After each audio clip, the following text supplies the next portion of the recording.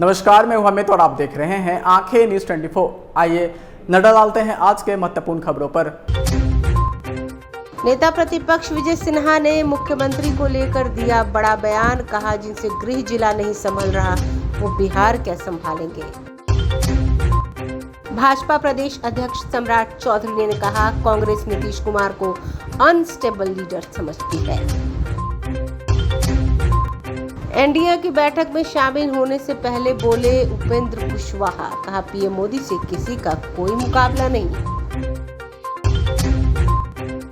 नालंदा में मलमास मेले की हुई शुरुआत। देवी देवताओं का किया गया आह्वान।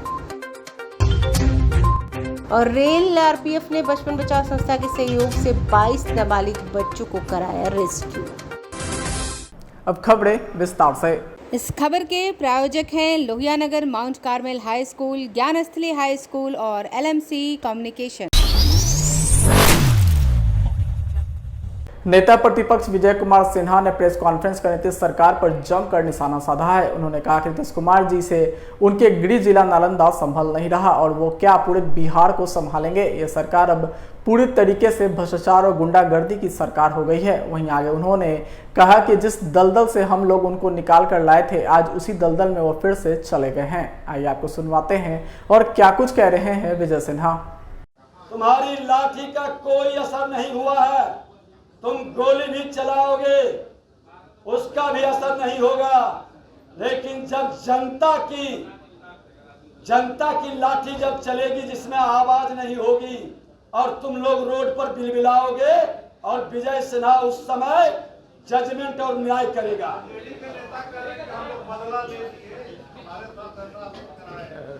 मैं बता दूं, ये बदले की भाव से जीने वाले लोग अपराधियों की जामात को संरक्षित करते हैं। विधानसभा के अंदर लाठी चार्ज किया था, वह लाठी चार्ज किसके इशारे पर हुआ था, गृह विभाग किसके जिम्मे था, पूरा बिहार जानता है। लेकिन वही राजद के लोग जो आज विधानसभा अध्यक्ष बने हैं और एक मंत्री माननीय ललित यादव जी, संजोग से विशेषाधिकार हनन का हमने नोटिस दिया था, बैठे थे, हमने कहा था आप दोनों आए थे, कल जोड़ के कहा था कि विशेषाधिकार को स्वीकार करें और न्याय दें। विधानसभा अध्यक्ष के नाते एक भारतीय जनता पार्टी का कार्यकर्ता इमीडिएट डीजीपी को बुलाया, मुख्य सचिव को बुलाया, संज्ञान लिया, स्पेशल कमेटी गठित किया, आचार समिति को सुपुर्द किया, 2 लोग सस्पेंड हुए, एक्शन दिखाई पड़ा। विधायकों को अपमान करने वाले को हमने कहा कि उस पर कार्रवाई होगी।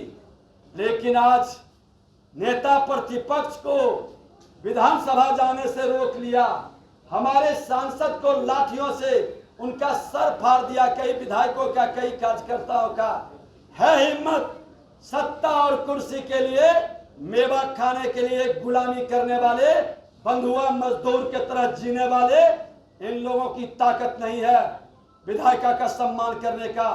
1 साल से विशेषाधिकार कमेटी की बैठक क्यों नहीं हुई? विधानसभा अध्यक्ष सरकार और ट्रेजरी बेंच के इशारे पर चलते हैं, क्यों डरे सहमे है? लेकिन सत्ता बदलेगी, उसका भी न्याय करेंगे।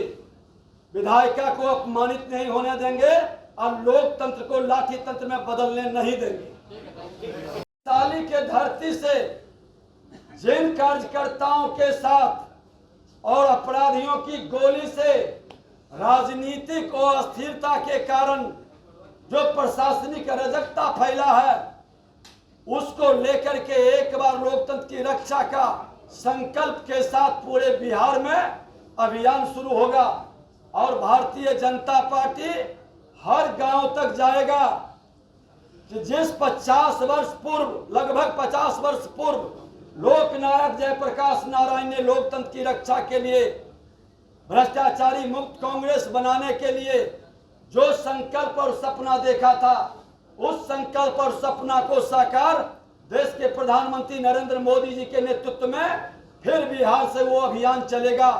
और ये कांग्रेस, राजद और जदयू का जो तिक्रम है, ये तिक्रमी लोगों से बिहार को मुक्त करने का अभियान शुरू होगा।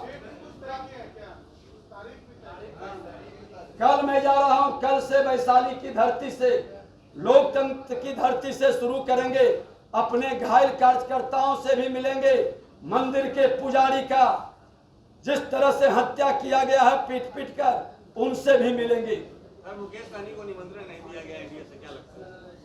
भारतीय जनता पार्टी जो भी राष्ट्रवाद के पथ पर चलने वाला, सबका साथ सबका विकास है, उन सब का स्वागत करेंगे और वो सब एनडीए के पार्ट बनेंगे तो उनका अभिनंदन होगा।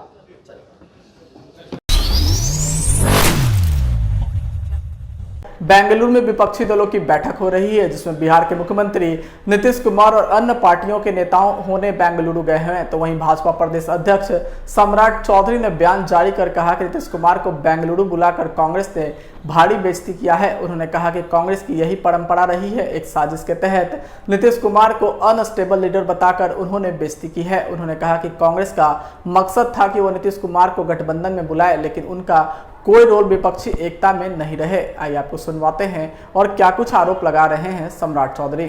महागठबंधन के लोगों ने नीतीश कुमार जी को बुलाकर बेंगलोर में भारी बेइज्जती करने का काम किया।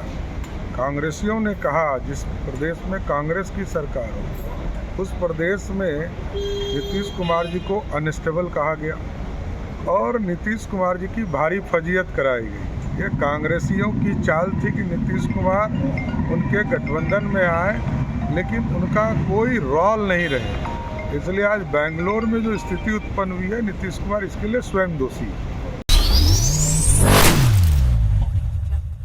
राष्ट्रीय लोक जनता दल के सुप्रीमो उपेंद्र कुशवाहा ने एनडीए की बैठक में शामिल होने के लिए पटना एयरपोर्ट पहुंचे, जहां उन्होंने मीडिया से बात करते हुए उन्होंने कहा कि हम एनडीए की बैठक में शामिल होने के लिए दिल्ली जा रहे हैं। उन्होंने कहा कि एनडीए का कुनबा लगातार बढ़ता जा रहा है। पीएम मोदी से किसी का कोई मुकाबला नहीं दिख रहा। नीतीश कुमार का हर जगह विरोध हो रहा है, ये तो आप लोग देख ही रहे हैं। आइए आपको सुनवाते हैं और क्या कुछ कह रहे हैं उपेंद्र कुशवाहा। आपकी तरफ से नहीं, क्या रहना है, मिलकर चुनाव लड़ना है और नरेंद्र मोदी जी का नेतृत्व ही ऐसा है कि पूरे देश में फिलहाल उनका कोई विकल्प नहीं है। उनके साथ एकजुट होकर हम सब लोग चुनाव लड़ेंगे और अगली सरकार फिर उनके नेतृत्व में बनेगी। कुछ शर्तें भी होंगी आपकी तरफ से, उपेंद्र कुशवाहा की तरफ से, आपकी पार्टी की तरफ से? देखिए, कोई शर्त का कहाँ कोई मामला है। एनडीए में हम शामिल हुए हैं और एनडीए एकजुटता के साथ चुनाव लड़ेगा, इसमें शर्त का क्या? बेंगलोर में पोस्टर जारी किए गए हैं। सर, आपने भी ट्वीट किया है कि देखिए पोस्टर जारी, अब बारी बारी से सवाल कीजिए भैया, एक साथ 4 सवाल कीजिए। पोस्टर महाराष्ट्र में भी जारी हुआ था। यहीं के लोग जो महाराष्ट्र में रहते हैं या यहीं के लोग का क्या मतलब, जो जेडीयू से जुड़े हुए नेता महाराष्ट्र से भी कनेक्शन जिनका है, उन्होंने पोस्टर वहां लगवा दिया। उसी तरह से बेंगलोर से भी जिनका कनेक्शन होगा जेडीयू के नेता का, उन्होंने पोस्टर लगवा दिया।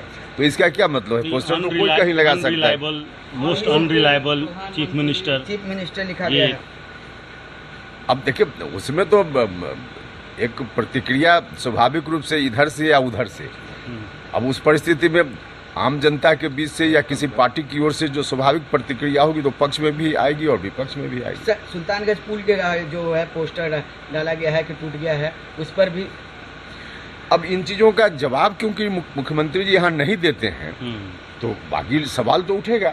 अब उनको खुद जवाब देना चाहिए था ना। अब तक जो सुल्तानगंज का पुल गिरा, एक बार नहीं 2-2 बार गिरा और उसके बाद चुप्पी साधे हुए, कोई जवाब नहीं देंगे ऐसे सवालों पर जो उनका दायित्व बनता है, तो ऐसी परिस्थिति में तो स्वाभाविक रूप से सवाल देश भर में कहीं भी उठेगा।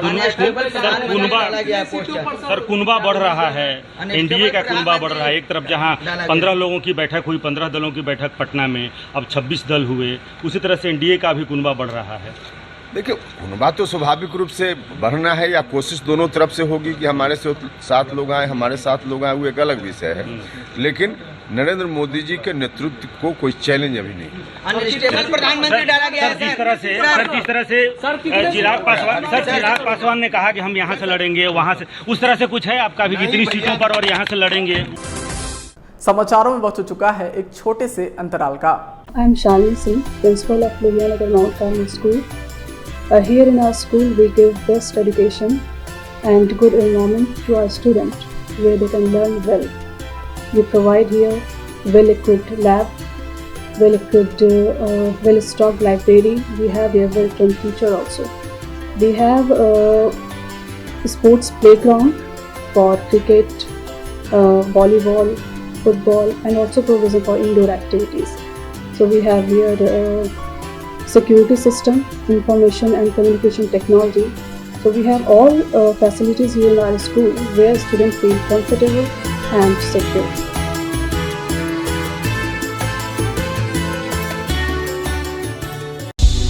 क्या आप पत्रकारिता के क्षेत्र में अपना कैरियर बनाना चाहते हैं? तो आज ही Royal Ashoka Institute of Mass Communication and Journalism में अपनी जगह सुनिश्चित करें। आर्यभट्ट ज्ञान विश्वविद्यालय पटना से मान्यता प्राप्त 100% प्लेसमेंट के साथ royal Ashoka Institute of Mass Communication and journalism नामांकन जारी है। हमारा पता है DS/16 गायत्री मंदिर के समीप कंकड़ बाग पटना 8,20,000। आप हमें संपर्क भी कर सकते हैं। हमारा मोबाइल नंबर है 9955456126। ब्रेक के बाद आपका फिर से स्वागत है। राजकीय राजगीर मलमास मेले की शुरुआत आज से यज्ञशाला में ध्वजारोहण के साथ ही शुरू हो गया। 18 जुलाई से 16 अगस्त तक 1 महीने तक चलने वाले पुरुषोत्तम मास मेले की शुरुआत हो गई। करपात्री अग्निहोत्री परमहंस स्वामी सिद्धात्मन जी महाराज फलहारी बाबा के द्वारा ध्वजारोहण का कार्य किया गया। इसके पूर्व ब्रह्मकुंड परिसर स्थित सप्तधारा में पूरे विधि विधान से संत महात्माओं एवं भक्तजनों के द्वारा पूजा अर्चना की गई एवं 33 कोटि देवी देवताओं का आह्वान भी किया गया। ऐसी मान्यता है कि अधिक मास में सनातन धर्म के 33 कोटि देवी देवता 1 महीने तक राजगीर में ही प्रवास करते हैं। प्राचीन वैभवशाली मगध साम्राज्य के हृदय शैली समृद्ध धार्मिक विरासत के सृजन भूमि राजगीर में 4 शाही स्थान होंगे।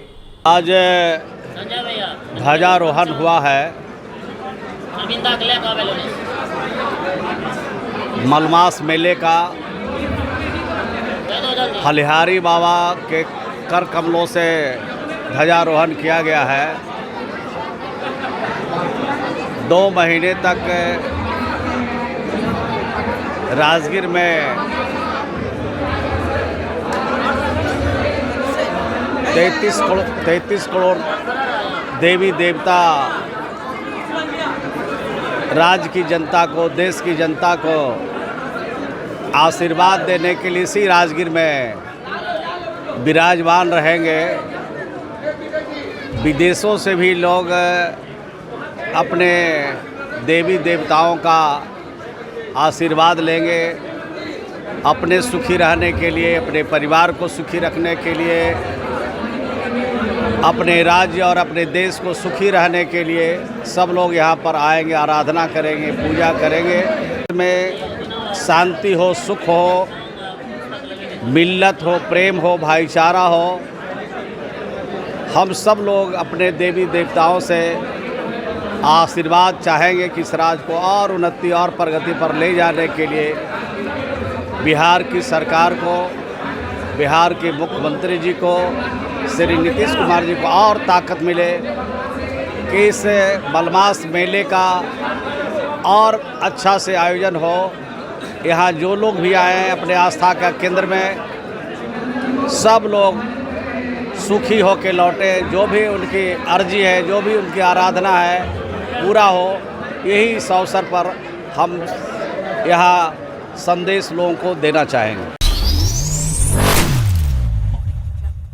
रेल आरपीएफ ने बचपन बचाओ संस्था के सहयोग से बड़ी उपलब्धि हासिल की है। बता दें कि 22 नाबालिग बच्चों को रेस्क्यू करते हुए 3 ह्यूमन ट्रैफिकिंग से जुड़े अपराधियों को गिरफ्तार किया है। वहीं इस मामले की जानकारी देते हुए आरपीएफ इंस्पेक्टर सुशील कुमार ने बताया कि बच्चों को मदरसा ले जाने के नाम पर बाल मजदूरी कराने वाले गिरोह के सदस्यों की सूचना पर पटना जंक्शन के प्लेटफॉर्म नंबर 2 पर खड़ी पटना इंदौर ट्रेन के जनरल बोगी से कुल 22 बच्चों को सकुशल रेस्क्यू करते हुए गिरोह के 3 सदस्यों को गिरफ्तार किया गया है। वहीं आरपीएफ इंस्पेक्टर ने आगे बताया कि पूछताछ के दौरान में पकड़ में आए गिरोह के सदस्यों ने बताया कि सभी बच्चे पश्चिम चंपारण के रहने वाले एक ही समुदाय के बच्चे हैं, जिन्हें पुलिस से बचने के लिए मदरसे में तालीम दिलाने पर हवाला देने के नाम पर दूसरे राज्यों में मजदूरी कराने के लिए ले जाते हैं, जिसके एवज में उन्हें मोटी रकम मिला करता है। फिलहाल आरपीएफ पुलिस तस्करों से आगे की पूछताछ कर उनके बाकी नेटवर्क की खंगालने में जुट गई है।